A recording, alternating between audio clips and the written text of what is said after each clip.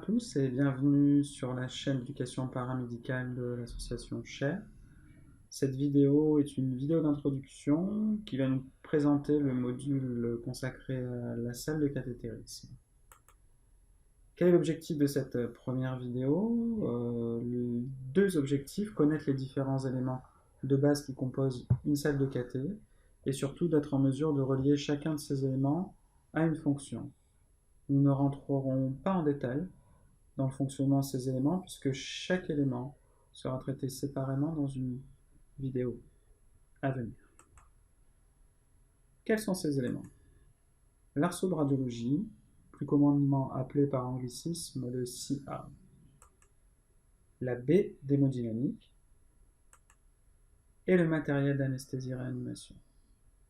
Ces trois éléments sont indispensables au fonctionnement d'une salle de cathé.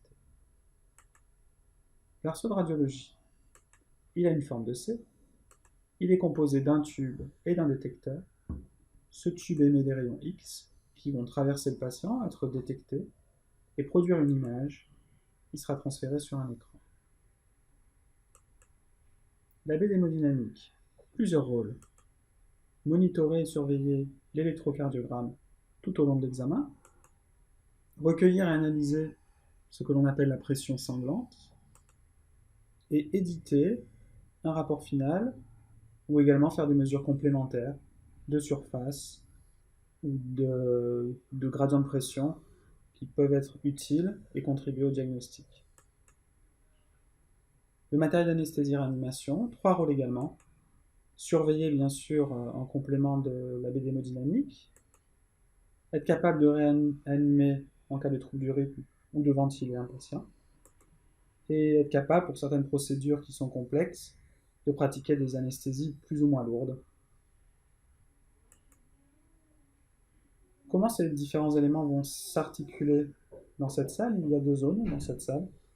Une première zone de grande taille dans laquelle le patient va se situer, et une seconde zone située ici dans l'exemple dans la partie supérieure gauche de l'écran, située derrière un paravent de plomb qui est là pour protéger les personnes qui se trouvent derrière ce paravent des rayons X.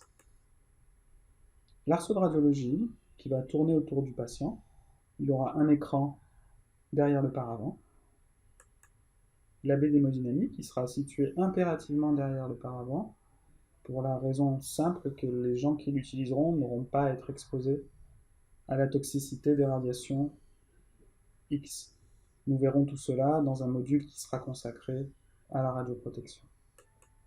L'anesthésie, obligatoirement à la tête du patient. Pour vous douter qu'il est plus facile de ventiler un patient quand on est situé à sa tête. Ça apparaît être un point de détail, mais c'est quelque chose d'important quand on veut concevoir une salle, de placer les éléments aux bons endroits. L'opérateur est situé à côté du patient.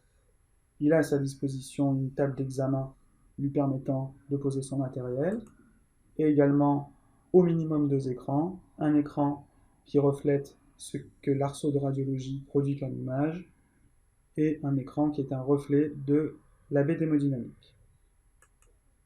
En conclusion, nous pouvons dire que pour une salle de cathétérisme, il faut trois éléments: un arceau de radiologie, une baie d'hémodynamique et du matériel d'anesthésie-réanimation.